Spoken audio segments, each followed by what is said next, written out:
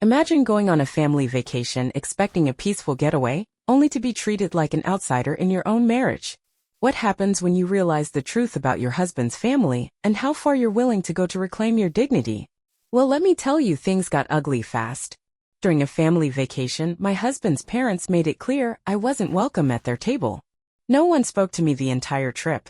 When I turned to my husband for an explanation, he just shrugged. "That's just how they are," he muttered. I forced a smile and nodded. "Great. I have my own way too." By morning, they would find out exactly what that meant, and panic would set in. Looking back, the signs had always been there. The subtle digs, the cold stares, the way I was treated like an outsider in my own marriage. But I ignored it all because I loved James. I told myself that if I just stayed patient, if I kept making an effort, things would eventually change. They never did. Instead, I found myself stuck on a so-called family vacation, one that was supposed to be relaxing, a trip to Hilton Head, South Carolina. But instead, it became something else entirely. Something I would never forget. When we arrived at the resort, I actually felt a glimmer of excitement. It was stunning, the kind of place straight out of a travel magazine. White sand, palm trees swing in the breeze, waves crashing in the distance. I let myself believe, just for a moment, that this trip would be different. That maybe David and Helen, my in-laws, would finally accept me. That we'd share meals together, laugh, bond like a real family. I was wrong. That first night, we went out for dinner at a nice restaurant. The waiter led us to a long table, perfectly set for our group. Just as I pulled out a chair beside James, David's voice cut through the air. "There's been a mistake," he said, shaking his head. "She'll need her own table." I blinked. Surely I'd misheard. "Excuse me?" I asked. Helen didn't even glance up from her menu. "It's just how we do things." I turned to James, waiting for him to say something. To stand up for me. To remind them I wasn't some stranger, I was his wife. He let out a sigh and gave a half-hearted shrug. "It's just their way," he muttered. Their way. So I sat at a separate table. Alone. I should have walked out right then. But I didn't. I convinced myself it was some bizarre tradition, a one-time thing. It wasn't. The next morning I woke up early, eager to join the family for breakfast. I made my way to the hotel restaurant, expecting to find them waiting for me. They weren't. I texted James. No response. For nearly half an hour I wandered the resort until I finally spotted them, already seated, mid-meal, laughing like everything was perfectly normal. Like I didn't even exist. "Why didn't you tell me you were coming down?" I asked. David barely looked up. "We assumed you'd figure it out." Helen sipped her coffee. "It's just how we do things." I turned to James. He was already eating, acting like none of this was strange. And that's when it hit me. I was never part of their family. I never had been. And James? He was never on my side. The rest of the trip followed the same pattern. Every meal, I ate alone. Every activity, they conveniently forgot to mention. One afternoon, they went on a private boat tour. I found out when I saw their smiling faces in an Instagram post. Another night, they went to a fancy wine tasting. I only realized when I ran into them in the lobby, all dressed up and heading out the door. I confronted James later. "You could have texted me," I said, struggling to keep my voice steady. He let out another sigh, as if I was the difficult one. "It's just their way." That was his only answer. Every single time. By the fourth day, I stopped trying. I stopped asking. They wanted me to be invisible? Fine. But they had no idea what was coming. Because I had my own way too. That night, while they were off celebrating their perfect vacation, I went back to the hotel room and got to work. I wasn't just sitting at a separate table anymore. I was about to remove myself entirely. And they were about to feel it. I pulled up my email and opened the reservation confirmations. Because guess what? I had booked everything. The hotel? Under my name. The rental car? My credit card. The dinner reservations? My account. The resort spa day Helen had been raving about for weeks? Oh yeah, I booked that too. One by one I wiped their plans off the map. Their rooms? Cancelled. Their rental car? Gone. Their fancy waterfront dinner? Not happening. I even called the spa and politely let them know Helen wouldn't be attending after all. And then? I packed my bags, took the rental car, and left. While they were toasting their perfect little vacation, I was already cruising down the highway heading toward Charleston. I booked myself a luxury suite, ordered room service, and stretched out on the balcony, finally at peace. Meanwhile, back in Hilton Head, panic was about to set in. I woke up in Charleston the next morning feeling more refreshed than I had in days. The ocean breeze drifted through my hotel room as I sipped my coffee and watched the waves roll in. Then my phone started vibrating. James. I let it ring. Then Helen. Then James again. Then David. I turned my phone on silent and smiled. They had finally noticed. I could picture it perfectly. David, groggy and annoyed, stumbling out of bed, only to be greeted by a hotel manager at the door. "Sir, there seems to be an issue with your reservation." Helen, stretching, reaching for her phone, only to find an inbox flooded with cancellation emails. James, rubbing his temples, still half asleep, hearing his mother's voice shift from mild irritation to full-blown panic. No rooms. No car. No plans. I smiled into my coffee. A few hours later, when I finally got tired of the silence, I checked my messages. "James, where are you? James, what the hell is going on? James, you need to fix this. Now." I decided to answer his next call, just for fun. The second I picked up, he barked, "Where are you?" I took a sip of my coffee and stretched my legs out on the lounge chair. "Charleston," I said. Silence. "Charleston? What the hell are you doing there?" "Enjoying my vacation." Silence. In the background, I could hear voices, Helen shouting at the hotel staff, David muttering curses under his breath. "You canceled everything?" James finally asked, his voice lower now, like he still couldn't wrap his head around it. "Yeah." He inhaled sharply. "Do you have any idea what you've done? My parents have nowhere to stay. We had plans. You left us stranded." "Oh no," I interrupted, my voice thick with mock concern. "That must be so uncomfortable for you." James went quiet again, probably realizing I had just thrown his own words back at him. "You all wanted me separate. So I gave you exactly what you asked for." "This is insane," he snapped. "You need to come back." I laughed. "No, James. I really don't." And I hung up. Later, I found out just how much of a disaster it was for them. The hotel was fully booked, so they scrambled to find another place. The only available option? A dingy roadside motel 20 minutes away from the resort, the kind with flickering lights and an odd smell that clings to the walls. With no rental car, they were stuck using Uber, but Hilton Head isn't exactly overflowing with rideshare drivers. Surge pricing hit them hard. And that fancy dinner David had been bragging about for weeks? Booked solid. They ended up eating at some overpriced tourist trap, surrounded by screaming kids and mediocre seafood. Helen had a full-blown meltdown at the spa when she realized her reservation was gone. She demanded they make room for her. They didn't.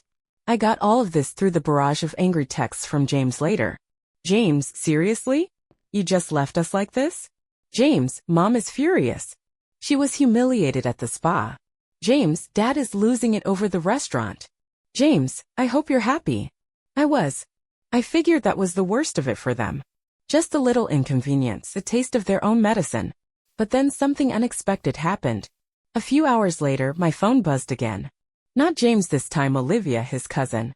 "Olivia, hey, just wanted to say, I heard what happened. And honestly, good for you." I frowned, rereading the message. Olivia and I got along fine, but we weren't exactly close. Me, wait, what do you mean? Her response sent a chill down my spine.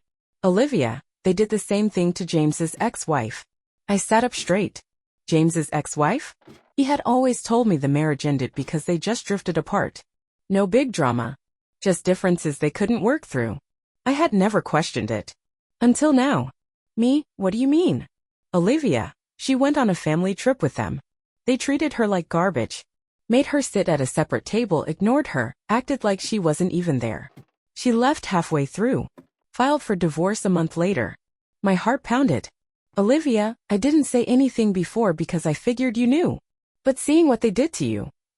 I realized he never told you, did he? No. No, he hadn't. Because if he had, I never would have gone on this trip. If he had, I would have known this wasn't just their way. It was a pattern. And James? He had seen it happen before. And he let it happen again. That night, James called. This time, I picked up. "You need to fix this," he said immediately, his voice tight with frustration. "No, you don't understand. My parents." "I understand perfectly," I cut him off. "This wasn't about traditions. This was about control. You knew what they were going to do to me. And you let it happen." Silence. "Then, who told you that?" "Bingo." I let out a sharp laugh. "So it's true. I wasn't the first." More silence. Then James sighed. Look, my parents can be difficult. But they mean well. James, they don't even see me as part of the family. He hesitated. And in that moment I knew. He wasn't going to fight for me. He never had. Come back, he said instead. Let's fix this. I stared out at the ocean, the waves rolling in steady and endless. No, I said, my voice calm, certain. I think I already did. And I hung up. Afterward I sat there staring at my phone, my mind racing. James had known. He had seen all of this before. And he still let me walk straight into it. I wasn't just angry anymore. I was done. I poured myself another drink, leaned back in my chair, and tried to enjoy the rest of my evening. But something nagged at me. If he had lied about his ex-wife, what else had he lied about? I decided to find out. I opened Facebook and typed in her name. Rachel. James's ex-wife. Her profile was private, but I scrolled through her mutual friends, looking for anyone who might be willing to talk. Then I found her sister's profile. Sophia. And her posts? Public. I clicked on one from 2 years ago, just after Rachel and James split. Never let a man's family destroy you. Never let them convince you you're less than you are. My sister deserved better. We all tried to warn her. Never again. My stomach twisted. I scrolled further and found an old comment from Olivia, the same cousin who had messaged me.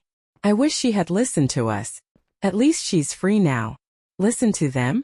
I sat there, my heart pounding. I didn't know what to do. I could message Sophia.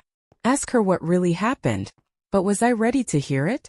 I stared at the screen for a long time. Then finally I took a deep breath and typed. Hey, this is going to sound really random, but I think we need to talk. She responded within minutes. Sophia. I was wondering when you'd reach out. That single message hit me like a punch to the stomach. So you know who I am? Sophia, yeah. We've been waiting for this to happen. I froze. Me, what do you mean? Sophia, Rachel wasn't the first, you know? And she sure wasn't the last. My breath caught. What are you saying? Sophia. I'm saying James has done this before. More than once. His parents have done this before. More than once. Sophia. And if you're talking to me right now, I'm guessing you just went through it too. I felt sick. This wasn't just a family tradition. This was a game to them. It was their twisted little ritual. Something they pulled on every woman James brought into his life. To them, his partners weren't real family. They were just obstacles. And James? He never stopped them. Not once. Why didn't anyone warn me? Sophia's voice was calm but firm. We tried. But James makes sure his girlfriends stay cut off. He'd spin it as harmless quirks, just family traditions. He made sure they didn't ask too many questions. Did he ever tell you Rachel was the problem? My stomach tightened. I shut my eyes. He had. Over and over he painted Rachel as difficult. As someone who just didn't get his family. A drama queen who made a big deal out of nothing. But now I knew better. Rachel hadn't been overreacting. She'd been trapped. And so was I. Or at least I had been. Not anymore. That night sleep never came. My mind spun, the weight of wasted years pressing on my chest. How had I not seen it sooner? But there was something else, something gnawing at me just out of reach. Why had James been calling all day? What was he so desperate about? At 6 a.m. I got my answer.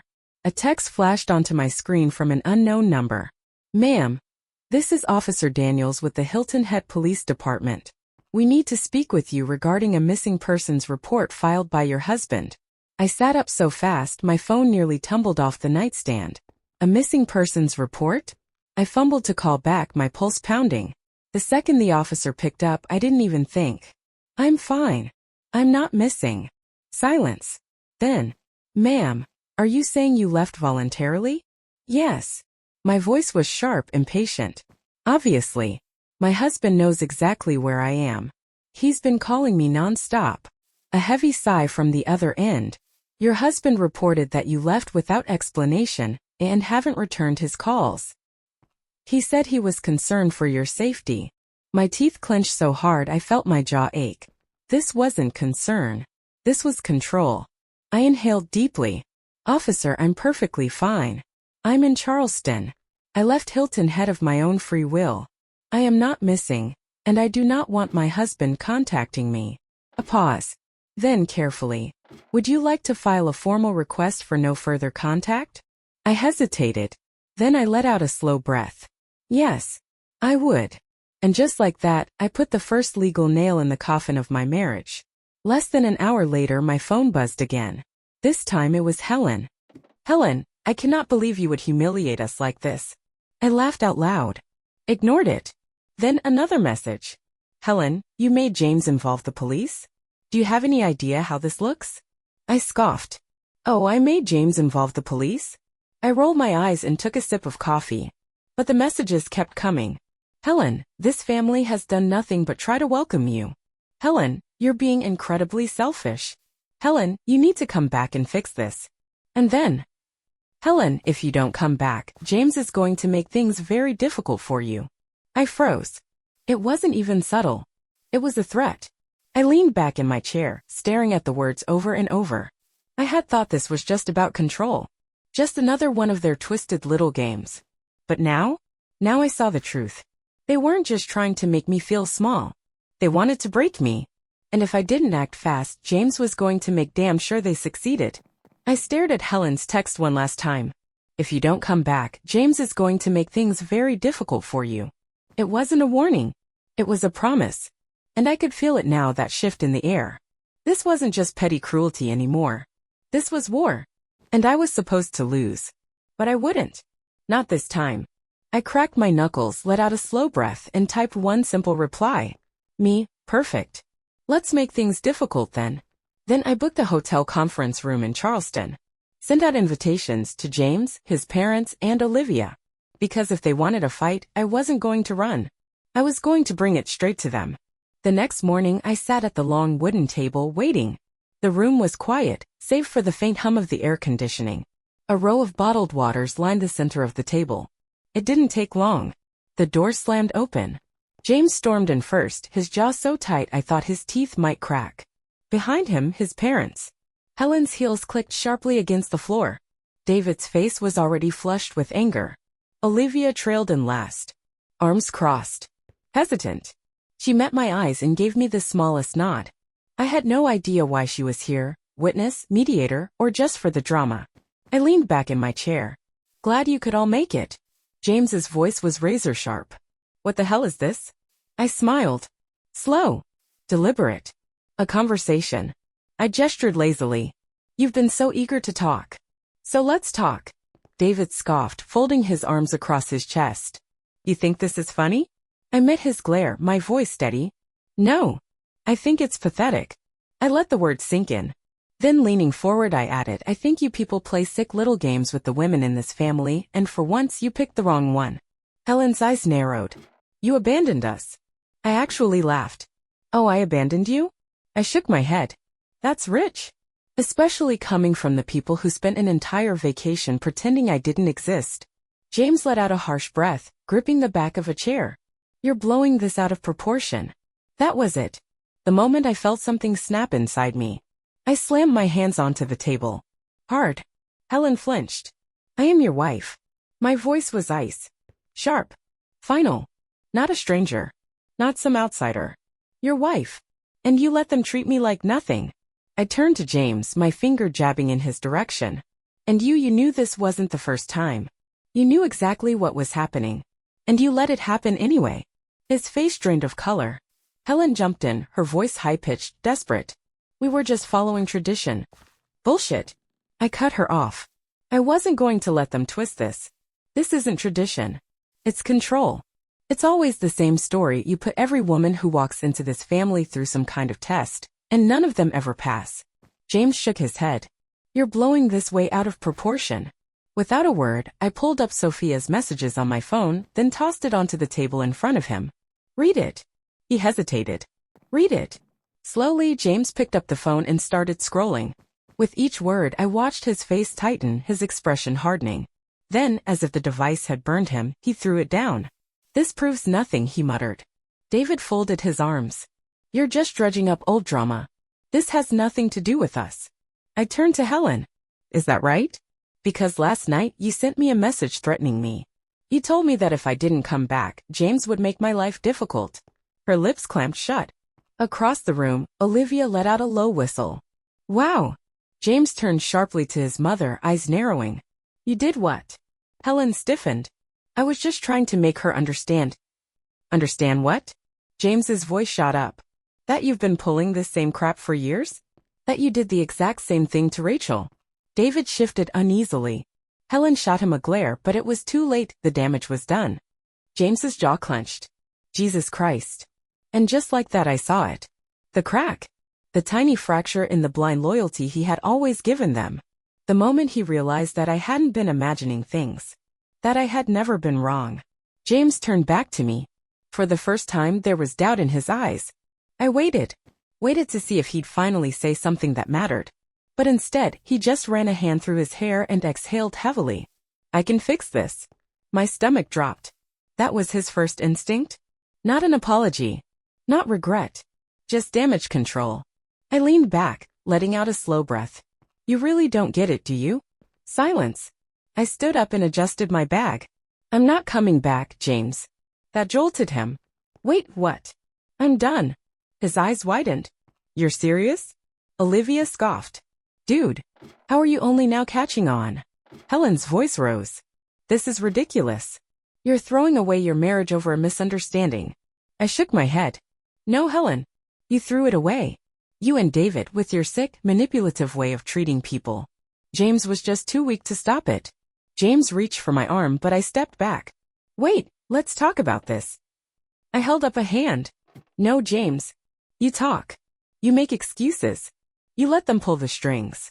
But me? I'm done listening. I grabbed my phone and walked to the door. His voice cracked with something almost desperate. Wait, where are you going? I turned back, looking at him one last time. I'm leaving. Helen scoffed. You can't just walk away from a marriage. I met her gaze, my expression unreadable. Watch me. Then I walked out the door. It took 6 months to finalize the divorce. James tried everything, begging, blaming, even accusing me of overreacting. But I never looked back. Olivia kept me updated. She told me things imploded after I left. James finally confronted his parents, and it wasn't pretty. David called him weak. Helen cried, insisting I had brainwashed him. For the first time, James saw them for what they really were. But it didn't change anything for me, I was already gone. I moved back to Charleston for good.